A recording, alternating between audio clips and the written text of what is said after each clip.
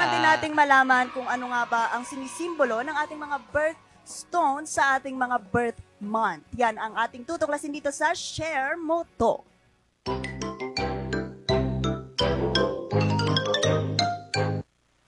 Alam mo ba na bawat buwan may kapartner kang gemstone? Yes, may sariling birthstone ang bawat buwan. At hindi lang ito basta pampaganda. May meaning, may history, at minsan, may halaga na kasing bigat ng bahay. Ang concept ng birthstones ay nagsimula pa noong Bible times sa breastplate of Aaron, kung saan may 12 gemstones na nire-representa ang 12 tribes of Israel. Later on, ginamit na rin ito sa astrology.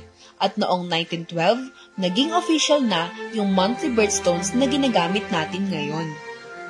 January, garnet, para sa protection. February, amethyst for peace of mind. March, aquamarine for calm. April, diamond for strength. May, emerald for love.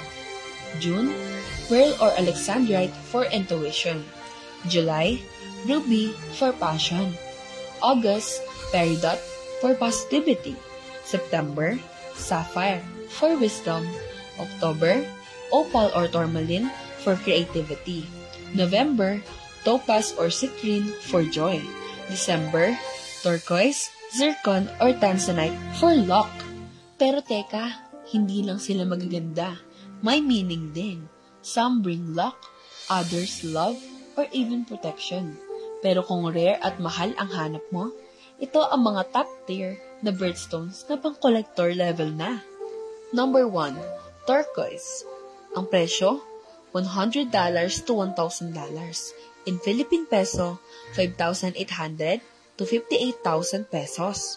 One of the most common birthstones, though high quality, natural tortoise is getting rarer. Number 2, zircon. Ang presyo, $300 to $1,500. In pesos, 17,400 to 87,000 pesos. Often confused with synthetic stones, but natural zircon is still fairly available. Number 3, aquamarine. Ang presyo, $500 to $2,500. In pesos, 29,000 to 145,000 pesos. A calming blue stones that easy to find, especially in lighter shades. Number 4, tanzanite. Ang presyo, $300 to $2,000. In pesos, 17,400 pesos to 116,000 pesos. Found only in Tanzania, making it rare geographically but still seen in jewelry stores. Number 5, spinel. Ang presyo, $500 to $5,000. In Philippine peso, 29,000 pesos to 290,000 pesos.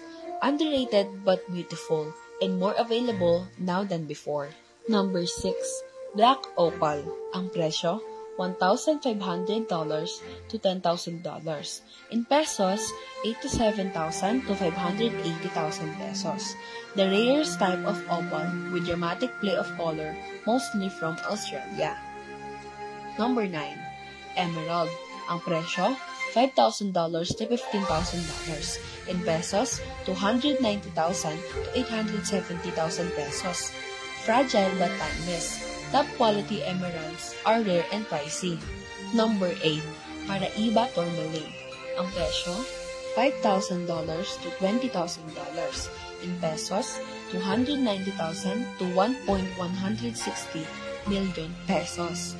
Known for its neon glow, very rare and valuable due its limited sources. Number 9, alexandrite. Ang presyo, $10,000 or more. In pesos, 580,000 pesos or more. Changes color depending on the light and a magical and incredibly rare gem.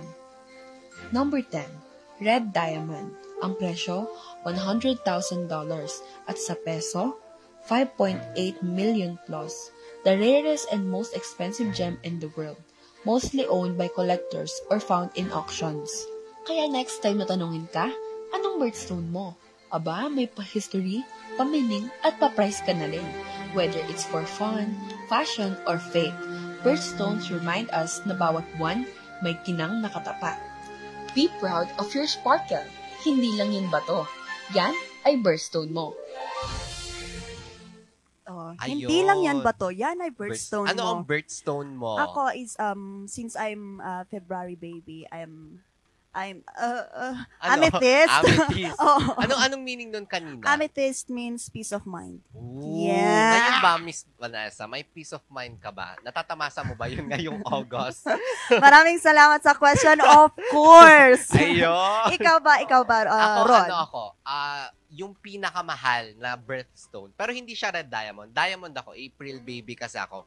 And then yung meaning nun, strength. So, kalakasan, malakas daw. Oo ba? Malakas ba ako? Feeling ko malakas lang yung Malakas. boses.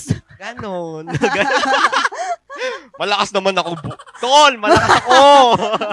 Oo. Pero aside from that, nabasa ko din na eternity and then purity. So, aside from pagiging malakas, yung April daw is pure. Pure ako.